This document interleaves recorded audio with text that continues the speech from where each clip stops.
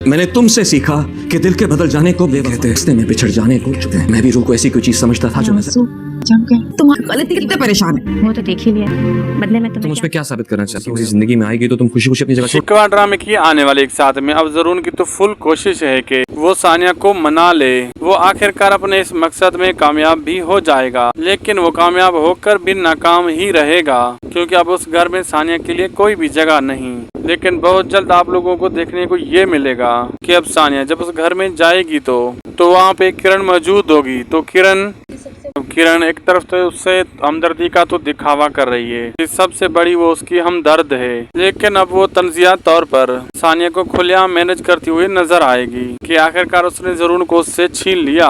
اس کی محبت بھی ایک نہ ایک دن وہ چھین ہی لے گی، اور ایسا ہی ہوگا کیونکہ ثانیہ اسے جب پتا چلے گا کہ کرن پریگننٹ ہے، تب سب گھر والے کرن کی اتنی زیادہ کیئر کریں گے کہ ضرور بھی اب کرن کا ہی رہ کر ہو جائے گا اور ثانیہ کو پوچھے تک کا نہیں۔ لیکن بہت جلد پھنسی ہے، اس کی اصلیت بھی سب کے سامنے آئے گی، اور پھنسی اب کرن کے ساتھ مل کر اسی ثانیہ کو گھر سے نکالنے کی کوشش کرے گا، اور ثانیہ بھی اس گھر سے نکالی جائے گی، اور لوگوں کی تلخ رویوں کی وجہ سے ثانیہ تو ٹوٹ پھوٹ جائے گی، لیکن اپنے قدموں پر خود کھڑی ہو جائے گی۔ لیکن اب صحیفہ ہے جس نے ثانیہ کو بڑی بے رخی کے ساتھ اپنے گھر سے نکالا تھا، لیکن آخر اس کے بھی ثانیہ کی ضرورت پڑے گی، اور وہ ثانیہ کے پاس جائے گی اور اس سے معافی مانگے گی، اور ثانیہ ہی ہوگی جو صحیفہ کا سہارا بنے گی۔